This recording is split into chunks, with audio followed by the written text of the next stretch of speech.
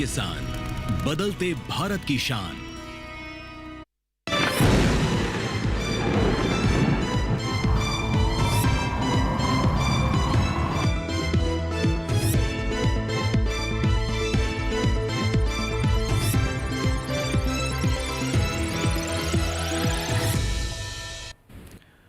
नमस्कार, दूरदर्शन किसान पर आप सभी का बहुत स्वागत है। आप देख रहे हैं मौसम खबर और मैं हूं आपके साथ पुलकित शुक्ला।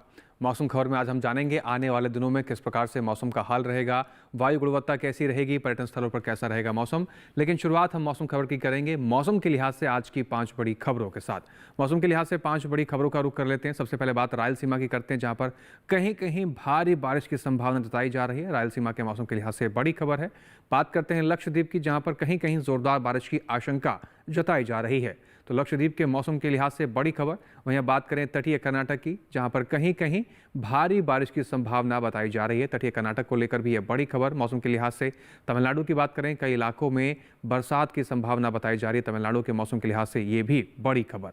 बात करें हिमाचल प्रदेश की, जहां पर कहीं कहीं बारिश की संभावना बताई जा रही है। हिमाचल प्रदेश के मौसम के लिहाज से भी ये बड़ी खबर। तो मौसम के लिहाज से ये 5 बड़ी खबरें हुई।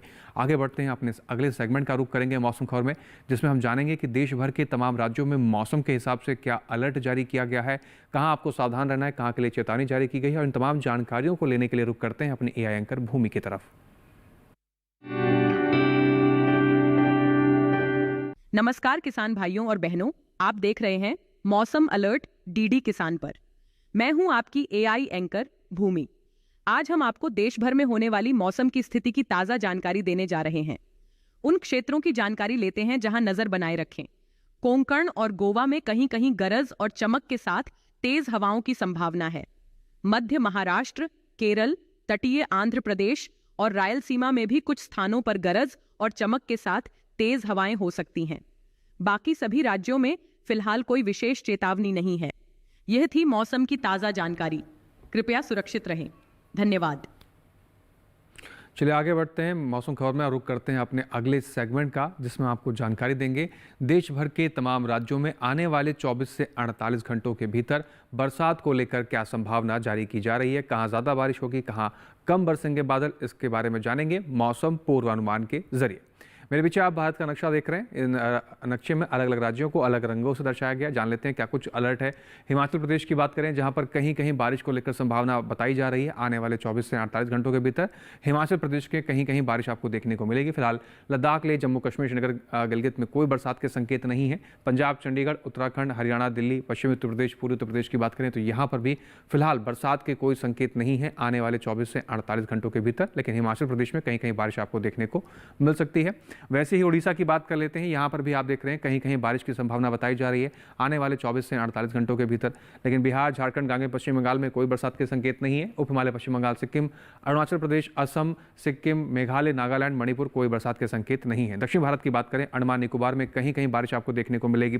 साथ ही बात करें तेलंगाना और तमिलनाडु, पुडुचेरी की कई जगह पर बरसात है। तटीय आंध्र प्रदेश, रायलसीमा, भीति दक्षिण कर्नाटक, केरल, भीति उत्तर कर्नाटक की बात करते हैं, अनेक स्थानों पर बारिश है। साथ ही साथ तटीय कर्नाटक की अगर हम बात करें तो अधिकतर जगह बरसात है। साथ ही लक्षद्वीप की बात कर ले, यहाँ पर भी अनेक स्थानों पर बारिश आपको देखने को मिलेगी। बात करें मध्य भारत की, जिसमें पूर्वी मध्य प्रदेश, पश्चिमी मध्य प्रदेश में कहीं कहीं बारिश के संकेत जारी किए गए हैं। मराठवाड़ा, मध्य महाराष्ट्र, कोंकण, गोवा में भी कहीं कहीं बारिश है। छत्तीसगढ़ में भी कहीं कहीं बारिश आपको देखने को मिलेगी आने वाले 24 से 48 घंटों के भीतर। विदर्भ, राजस्थान, पूर्वी राजस्थान, पश्चिमी राजस्थान, गुजरात, सौराष्ट्र, कच्छ, दमन और दीव की बात करें, फिलहाल यहाँ कोई बरसात के संकेत नहीं है। आगे बढ़ते हैं, बात करें मौसम की चाल की। पिछले 24 घंटे में कहाँ कहाँ बरसात दर्ज की गई, क्या कुछ देखने को मिला। लद्दाख, लेह, जम्मू कश्मीर के कई हिस्सों के अंदर पिछले 24 घंटे के लिहाज से कई हिस्सों के अंदर बरसात दर्ज की गई है। वहीं पश्चिमी उत्तर प्रदेश और पूर्वी उत्तर प्रदेश की स्थिति पर नजर डालते हैं तो यहाँ पर कई जगहों पर घना कोहरा छाया हुआ देखा गया है। पिछले 24 घंटे के लिहाज से उत्तर प्रदेश के कई हिस्सों के अंदर, चाहे वो पूर्वी हो चाहे वो पश्चिमी हो, कई जगहों पर घना कोहरा छाए रहने की तस्वीरें निकलकर सामने आई हैं और इस प्रकार का मौसम वहाँ पर देखने को मिला। बात करें पूर्वोत्तर राज्यों की, मेघालय की बात करते हैं, कई जगहों पर घना कोहरा छाए रहा देखा गया है। बिहार में भी कुछ इस प्रकार से स्थिति देखने को मिली। झारखंड और गांगे पश्चिम बंगाल की बात करें, कई हिस्सों के अंदर बारिश देखने को मिली है। उड़ीसा की बात करें तो यहाँ पर भी पिछले 24 घंटे के लिहाज से कुछ इलाकों में बरसात दर्ज की गई है। दक्षिण भारत का रुख करते हैं, जिसमें तेलंगाना, तटीय आंध्र प्रदेश के कई हिस्सों में बरसात दर्ज की गई है। अंडमान निकोबार में बरसात दर्ज की गई है। रायलसीमा, भीति दक्षिण कर्नाटक, केरल, तमिलनाडु, पुडुचेरी, साथ ही भीति उत्तर कर्नाटक की बात करें तो दक्षिण भारत के इन तमाम हिस्सों के अंदर आप देख रहे हैं पिछले 24 घंटे के लिहाज से कई जगहों पर बरसात दर्ज की गई है, कई हिस्सों के अंदर बरसात दर्ज की गई है। बात करें मध्य भारत की, जिसमें कोंकण गोवा के कुछ हिस्सों के अंदर बरसात दर्ज की गई है पिछले 24 घंटे के लिहाज से। मध्य महाराष्ट्र में भी कुछ इस प्रकार से मौसम देखने को मिला, बरसात दर्ज की गई। मराठवाड़ा, विदर्भ और छत्तीसगढ़ की स्थिति की बात करें तो यहाँ पर भी आप देख रहे हैं कई हिस्सों के अंदर पिछले 24 घंटे के लिहाज से बरसात दर्ज की गई है। तो मौसम की चाल में इन तमाम राज्यों की अगर हम बात करें पिछले 24 घंटे के अंदर बरसात देखी गई है। इसके अलावा भी कई अहम जानकारियां जो आप तक हम पहुंचाएंगे, लेकिन उससे पहले यहाँ लेना होगा एक छोटा सा ब्रेक। आप बने रहें और देखते रहें मौसम खबर।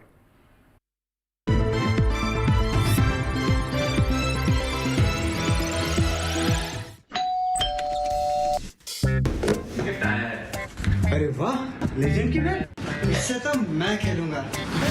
फ्यूचर बैटिंग लेजेंड है। इसमें जिसका नाम लिखा है बैट उसी को मिलेगी।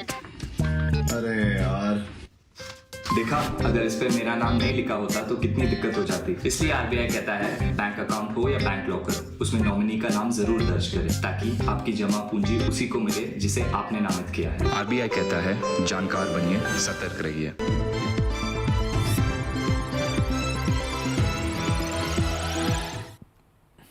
ब्रेक के बाद एक बार फिर से आप सभी का स्वागत। देख रहे हैं आप मौसम खबर। आगे बढ़ते हैं और बात करते हैं अब देश के तमाम राज्यों भर की तापमान की स्थिति के बारे में। इस सेगमेंट में आपको बताएंगे कि इस राज्य में अधिकतम तापमान क्या दर्ज किया गया है और न्यूनतम तापमान का हाल कैसा रहा। शुरुआत करते हैं, सबसे पहले तापमान का हाल की बात करें। न्यूनतम तापमान की स्थिति कैसी रही देश भर के तमाम राज्यों के अंदर। पंजाब, चंडीगढ़ की स्थिति पर नजर डालते हैं। न्यूनतम तापमान देख रहे हैं आप 5 डिग्री सेल्सियस सामान्य से ज़्यादा की स्थिति में न्यूनतम तापमान यहाँ पर दर्ज किया गया है। इसके साथ ही कुछ और राज्यों की बात करें, जिसमें उड़ीसा पर नजर डालते हैं। न्यूनतम तापमान उड़ीसा के अंदर 5 डिग्री सेल्सियस सामान्य से ज़्यादा की स्थिति में नजर आया और दर्ज किया गया है। साथ ही अब बात करते हैं असम, मेघालय, उप हिमालय, पश्चिम बंगाल और सिक्किम की स्थिति के बारे में। आप यहाँ पर भी देख रहे हैं न्यूनतम तापमान 1 से 3 डिग्री सेल्सियस सामान्य से कम की स्थिति में दर्ज की गई है। इसके साथ ही दक्षिण भारत की बात करें, जिसमें तेलंगाना पर नजर डालते हैं। न्यूनतम तापमान आप देख रहे हैं 5 डिग्री सेल्सियस सामान्य से ज़्यादा दर्ज किया गया है। न्यूनतम तापमान यहाँ पर सामान्य से ज़्यादा देखने को मिला। बात करें देश के सबसे कम तापमान की, पंजाब के भटिंडा में दर्ज किया गया 8 डिग्री सेल्सियस के साथ देश का सबसे कम तापमान पंजाब के भटिंडा में रिकॉर्ड किया गया है। अधिकतम तापमान कैसा रहा बात कर लेते हैं। पंजाब, चंडीगढ़, हरियाणा, दिल्ली, पश्चिमी उत्तर प्रदेश, इन तमाम राज्यों की स्थिति पर नजर डालते हैं तो अधिकतम तापमान 3.1 से 5 डिग्री सेल्सियस सामान्य से ज़्यादा अधिकतम तापमान की स्थिति इन तमाम राज्यों के अंदर दर्ज की गई है। वहीं बात करें असम और मेघालय की स्थिति के बारे में, यहाँ पर भी आप देख रहे हैं अधिकतम तापमान 3.1 से 5 डिग्री सेल्सियस सामान्य से ज़्यादा की स्थिति में अधिकतम तापमान यहाँ पर दर्ज किया गया है। दक्षिण भारत की बात करें, तमिलनाडु और पुडुचेरी की स्थिति कैसी रही। अधिकतम तापमान 3.1 से 5 डिग्री सेल्सियस सामान्य से ज़्यादा की स्थिति में अधिकतम तापमान यहाँ पर दर्ज किया गया, आप देख पा रहे हैं अपने टेलीविजन स्क्रीन पर। साथ ही अब बात करते हैं केरल की स्थिति के बारे में। यहाँ पर भी आप देख रहे हैं अधिकतम तापमान केरल के अंदर 5 डिग्री सेल्सियस सामान्य से कम की स्थिति में अधिकतम तापमान केरल का दर्ज किया गया। बात करें सबसे अधिक तापमान की, कोंकण गोवा के बम्बई सांता क्रूज के अंदर सबसे अधिक तापमान दर्ज किया गया 34.9 डिग्री सेल्सियस के साथ देश का सबसे अधिक तापमान यहाँ पर रिकॉर्ड किया गया। साथ ही अब बात करते हैं देश के बाकी बचे हुए हिस्सों में किस प्रकार से तापमान की स्थिति रही। आइए एक बार उस पर भी नजर डाल लेते हैं।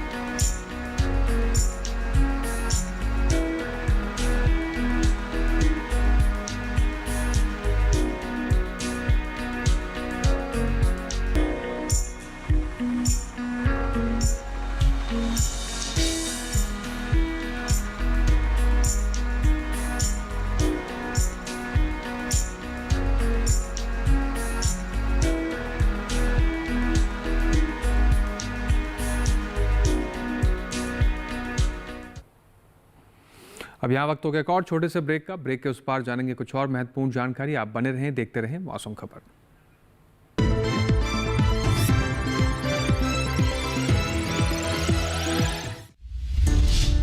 दिव्यांग कौन होता है? वो जो अपने पैरों पर खड़ा होता है,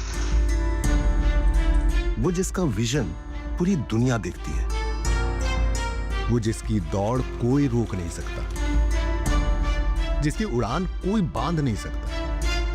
और हाँ, दिव्यांग वो है जिसे अब कोई विकलांग नहीं बुलाता है, वो जिसके लिए प्रधानमंत्री नरेंद्र मोदी देश को सुगम्य बना रहे हैं, ताकि विकसित भारत में हो हम सब भी हिस्सेदार। 21वीं सदी में भारत की अर्थव्यवस्था में दिव्यांग जनों के कौशल को, उनकी प्रोडक्टिविटी को राष्ट्र के विकास में अधिक से अधिक हिस्सेदार होना जरूरी है। सुगम्य भारत अभियान के 9 साल, समावेश, सम्मान, सशक्तिकरण।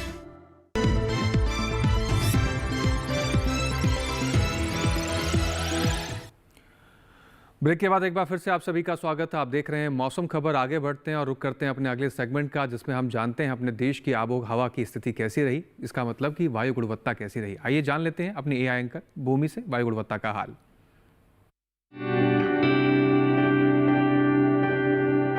अब बढ़ते हैं आगे और जानते हैं कि देश के अलग अलग शहरों में वायु की गुणवत्ता का हाल।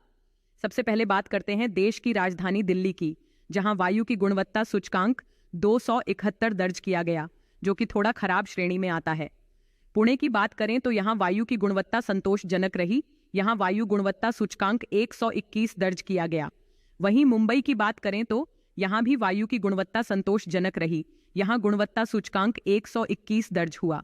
कोलकाता में गुणवत्ता सूचकांक 161 दर्ज किया गया, जो कि संतोषजनक श्रेणी में है।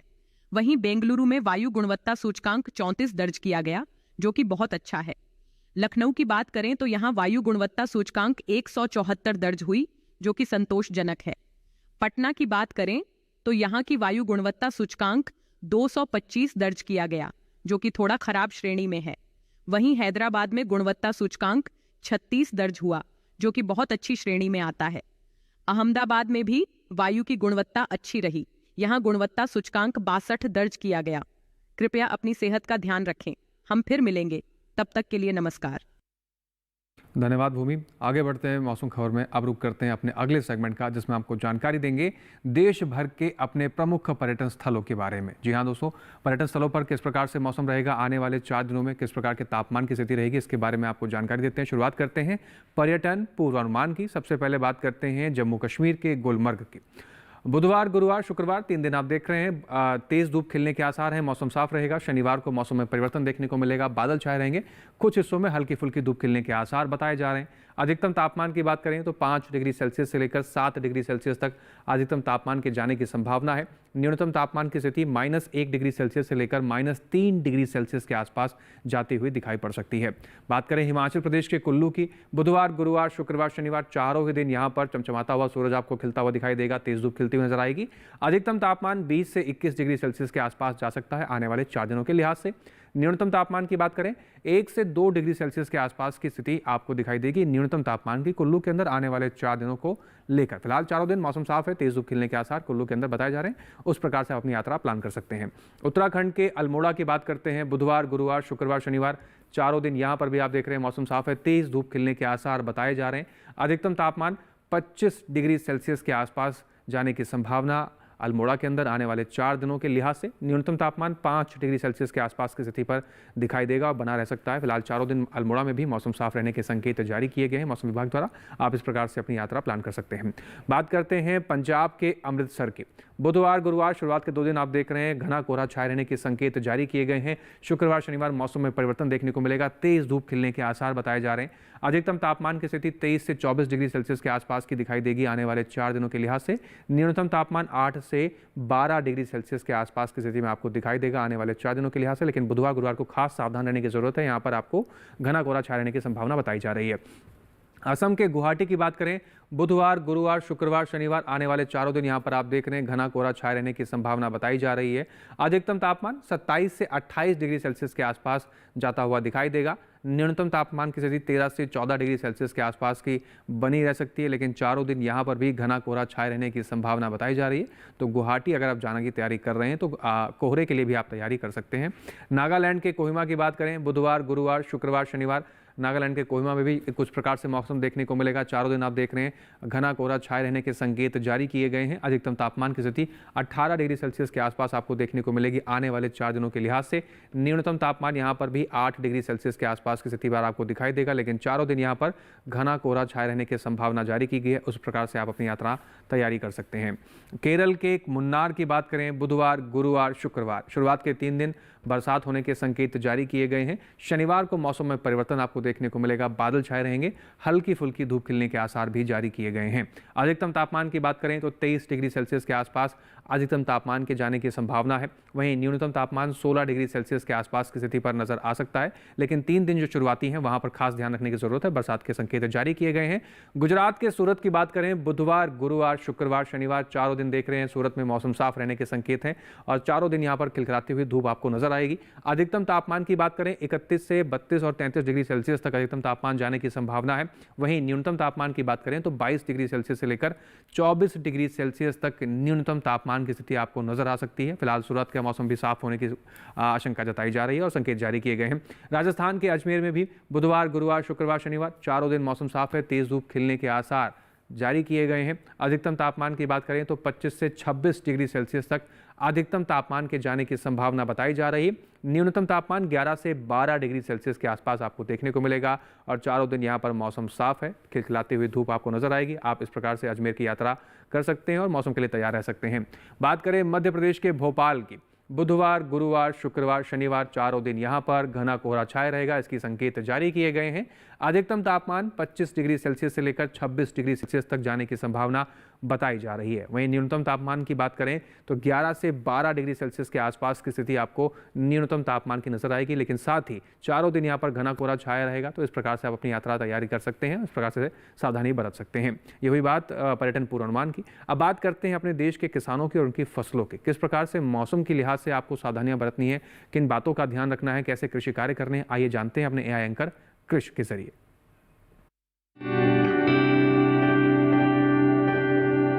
नमस्कार, आप देख रहे हैं डीडी किसान। मैं हूं AI कृष और आज हम पंजाब और हरियाणा में होने वाली खेती किसानी से संबंधित सलाहों के बारे में पूरी जानकारी देंगे। पंजाब में इस मौसम में गेहूं की बुवाई की जा सकती है। पंजाब में ही गेहूं में गुलाबी तना छेदक कीट को नियंत्रित करने के लिए फिप्रोनिल का छिड़काव कर लें। पंजाब में गन्ने को शीर्ष छेदक कीट से बचाने के लिए जरूरी कीटनाशक छिड़क लें। साथ ही यहां के किसान इस समय गन्ने की विभिन्न किस्मों की बुवाई भी कर सकते हैं। पंजाब में सरसों की विभिन्न किस्मों जैसे RCH 1, गिरिराज और RLC 3 जैसी किस्मों की बुवाई की जा सकती है। पंजाब में इस मौसम में टमाटर, बैंगन, शिमला मिर्च और मिर्च के पौधे लगाए जा सकते हैं। यहाँ साथ ही प्याज की विभिन्न किस्मों की बुवाई भी की जा सकती है। पंजाब में किसान मेथी, धनिया, गाजर, मूली, शलगम, पालक और मटर की विभिन्न किस्मों की बुवाई भी कर लें। यहाँ नींबू वर्गीय फलों में कैंकर के प्रबंधन के लिए जरूरी कीटनाशक छिड़क लें। हरियाणा में इस समय गेहूं और सरसों की बुवाई की जा सकती है। हरियाणा में ही आलू, मेथी, धनिया, गाजर, मूली, शलगम और पालक की बुवाई भी की जा सकती है। यहाँ के किसान टमाटर की नर्सरी भी लगा लें और यहाँ पहले से खड़ी सब्जियों के खेतों में पानी जमा ना होने दें। हरियाणा में इस समय स्ट्रॉबेरी के पौधे लगाए जा सकते हैं। यहाँ बेर के पौधों को पाउडरी फफूंदी से बचाने के लिए किसान जरूरी दवाएं छिड़क लें। हरियाणा में फलों जैसे नाशपाती, आड़ू और अंगूर को ठंड से बचाने के लिए इनके बागों की आवश्यकता अनुसार ही सिंचाई करें। इसी तरह कृषि और किसानों से जुड़ी हर महत्वपूर्ण जानकारी के लिए हमारे साथ जुड़े रहिए और देखते रहिए डीडी किसान। धन्यवाद। साथ ही वैज्ञानिक दृष्टिकोण से आपको कैसे अपनी फसलों की देखभाल करनी है और किस राज्य को लेकर आपको क्या सावधानी बरतनी है, आइए जानते हैं भारत मौसम विज्ञान विभाग के वैज्ञानिक डॉक्टर आशुतोष मिश्र से। केरल में वर्तमान भारी वर्षा के दौर की समाप्ति तक धान की रुपाई के कार्य स्थगित रखें। केले के पौधों तथा सब्जियों को सहारा प्रदान करें। जल जमाव से बचाव हेतु धान के खेतों में जल निकासी की उचित व्यवस्था बनाए रखें। केले एवं नारियल के बागानों में जल का जमाव न होने दें। मध्य प्रदेश में गेहूं एवं चने की बुआई कार्य प्रारंभ करने के लिए समय अनुकूल बना हुआ है। सब्जियों के खेतों में निराई और गुड़ाई करने की सलाह भी दी जा रही है। पूर्वी उत्तर प्रदेश के किसान भाई सिंचित परिस्थितियों में गेहूं की बुआई का कार्य कर लें। मसूर की बुआई कार्य भी जारी रखा जा सकता है। पश्चिमी उत्तर प्रदेश में आंवला के फलों को तोड़ने एवं उनके विपणन का कार्य करें। गेहूं की फसल में पहली सिंचाई बुआई के 20 से 25 दिन के बाद दी जा सकती है। फ्रेंच बीन्स एवं मटर के पौधों में फूल आने से पहले एक हल्की सिंचाई और फली बनने से पहले दूसरी सिंचाई दी जा सकती है। महाराष्ट्र में कपास की चुनाई का कार्य जारी रखें। विदर्भ में सिंचित अवस्था में देरी से बोई जाने वाली गेहूं की किस्मों की बुआई कार्य जारी रख सकते हैं। कोंकण में सरसों, कुल्थी तथा लोबिया की बुआई कार्य जारी रखा जा सकता है। हिमाचल प्रदेश में गेहूं की बुआई का कार्य पूर्ण कर लें। प्याज की नर्सरी बुआई एवं लहसुन की रुपाई भी की जा सकती है। मूली, गाजर इत्यादि में निराई और गुड़ाई कार्य कर सकते हैं। जम्मू कश्मीर में गेहूं की बुआई का कार्य यथाशीघ्र पूर्ण कर लें। मटर की बुआई भी जारी रख सकते हैं। सरसों में निराई और गुड़ाई का कार्य भी किया जा सकता है। उत्तराखंड में परिपक्व अरहर एवं गन्ने की कटाई कार्य जारी रखें। उड़ीसा में कपास की चुनाई करके उसका समुचित भंडारण कर लें। मूंगफली, मूंग, उड़द, सरसों तथा तोरिया की बुआई जारी रख सकते हैं। प्याज में रुपाई भी की जा सकती है। उप हिमालय पश्चिम बंगाल में मक्का एवं सरसों की बुआई तथा आलू की रुपाई कार्य यथाशीघ्र पूर्ण कर लें। गेहूं की बुआई हेतु खेत तैयार करने कार्य भी कर सकते हैं। किसान भाई बताई गई सभी बातों का विशेष रूप से ध्यान रखें और कृषि विशेषज्ञों की सलाह पर बताई गई सभी बातों के अनुसार अगर किसान भाई कृषि कार्य करते हैं तो अच्छा खासा उत्पादन आप ले पाएंगे। बाजार में आपकी उपज का आपको अच्छा मूल्य भी मिल सकता है। इसके साथ ही आज के मौसम खबर में बस इतना ही। मौसम खबर में दिखाई गई सभी जानकारियों को आप डीडी किसान के यूट्यूब चैनल पर दोबारा भी देख सकते हैं। टेलीविजन स्क्रीन पर दिखाए जा रहे QR कोड को स्कैन कीजिए, सीधा पहुंच जाएंगे आप डीडी किसान के यूट्यूब चैनल पर। वहां पर भी मौसम खबर में दिखाई गई सभी जानकारियों को दोबारा से भी आप देख सकते हैं। मौसम खबर में दिखाई गई सभी जानकारियों से उम्मीद करते हैं कि हमारे सभी किसान भाइयों को लाभ हो रहा होगा। फिर से हाजिर होंगे मौसम से जुड़ी तमाम नई जानकारी लेकर। फिलहाल आप बने रहें डीडी किसान के साथ। हमें हमारी टीम को दीजिए इजाजत। नमस्कार।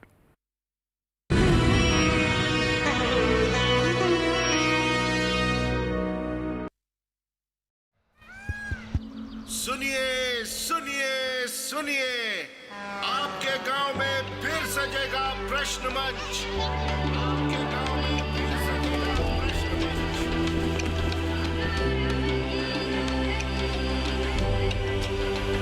मिट्टी, मौसम, बीज, फसल, किसान को मिलेगी यहाँ हर सरकारी स्कीम की जानकारी। जो करके आएगा पूरी तैयारी, प्रश्न का उत्तर देकर बनेगा इनामधारी। मंच है तैयार, प्रश्न है तैयार, और आप? मैं भी हूँ तैयार। मैं हूँ तैयार। हाँ, मैं भी हूँ तैयार। मैं भी तैयार हूँ। किसान प्रश्न मंच में आपका स्वागत। किसान प्रश्न मंच सीजन 2 हर रविवार रात 8:30 बजे डीडी किसान पर।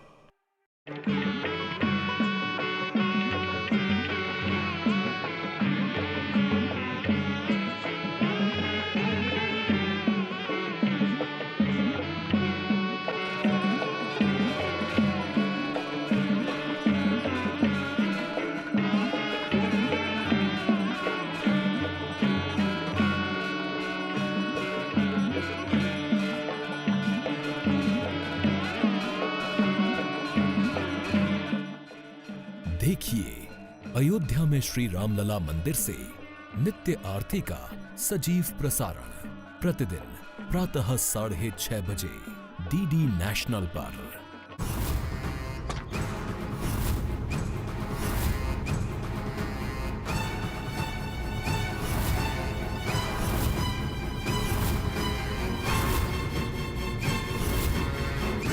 क्या हुआ? कोई था यहाँ पे।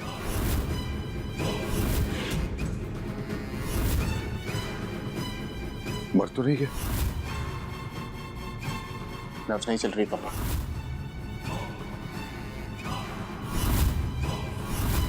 इसमें लिखा हुआ है कि क्रिकेटर रविंद्र शर्मा को अगर कुछ होता है तो उसका जिम्मेदार सिर्फ और सिर्फ मोहिनी सिन्हा होंगे। वैसे रविंद्र जी आए थे क्या? देखिए भेद भरम, रहस्यों का माया जाल, सोमवार से गुरुवार रात 9:30 बजे, पुनः प्रसारण दोपहर 12 बजे डीडी नेशनल पर।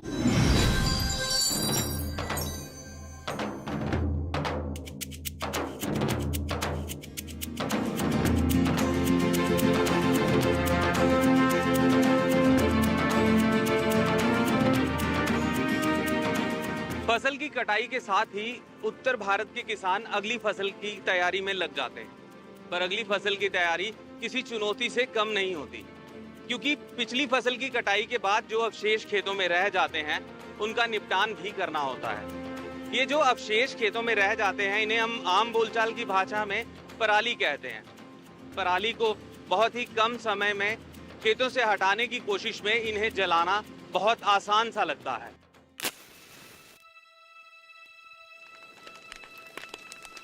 क्या इसे जलाना सही है? पराली जलाने के प्रभाव घातक हैं। पराली जलाने से हवा में विषैले तत्व फैलते हैं जो इंसान, पशु और पर्यावरण सभी के लिए नुकसानदायक हैं। पराली जलाने से खेतों की मिट्टी में पाए जाने वाले किसानों के मित्र कीट भी मर जाते हैं, जैसे राइजोबिया बैक्टीरिया। ये बैक्टीरिया वातावरण की नाइट्रोजन को जमीन में पहुंचाते हैं, जिससे खेतों की पैदावार क्षमता बढ़ती है। पराली जलाना सही नहीं है। इसके और भी विकल्प हैं, पर्यावरण अनुकूल विकल्प हैं। पराली को ईंधन, खाद और औद्योगिक उपयोग के लिए संसाधित किया जाता है। सुपर सीडर मशीन की मदद से जुताई, बुआई, लेबलिंग सब एक साथ कर सकते हैं। इसके जरिए पराली को खेतों में ही दबाकर जैविक खाद का लाभ लिया जा सकता है। 1 टन धान के भूसे में लगभग 5.5 kilogram nitrogen, 2.3 kilogram phosphorus pentoxide, 25 kilogram potassium oxide, 1.2 kilogram sulphur, चावल द्वारा अवशोषित 50 से 70% सूक्ष्म पोषक तत्व और 400 किलोग्राम कार्बन पाया जाता है, जो धान की पराली जला देने से नष्ट हो जाता है। पराली को मिट्टी में मिलाने से अनाज के पोषक तत्व, मिट्टी के कुछ गुण जैसे मिट्टी का तापमान, पीएच, नमी, उपलब्ध फास्फोरस और मिट्टी के कार्बनिक पदार्थ भी बरकरार रहते हैं।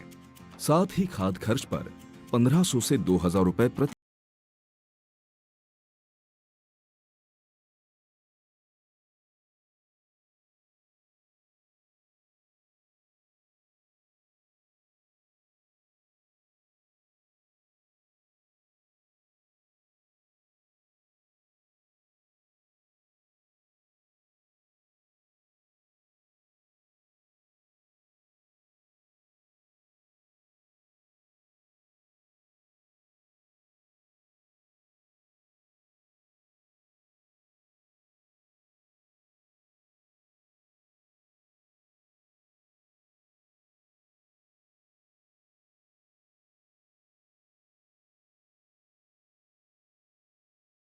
में 5 से 7 सेंटीमीटर ऊपर फसल की कटाई भी आसानी से कर सकते हैं।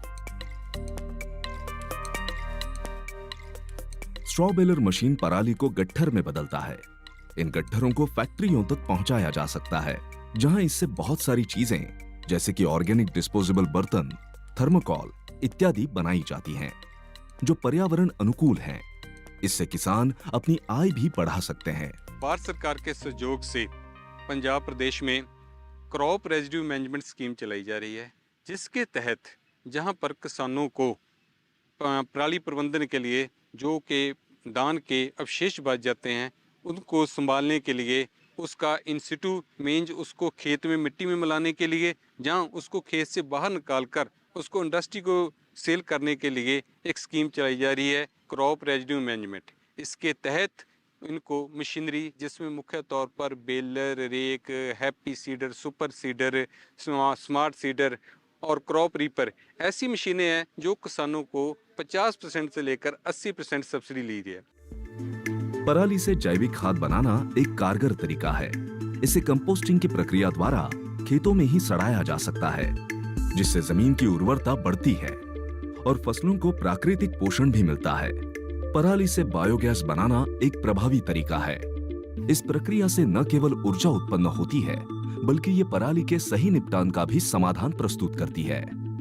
पराली प्रबंधन के बहुत सारे विकल्प हैं और इसमें सरकार भी सहायता कर रही है। अब जरा सोचिए, माचिस या मैकेनिज्म?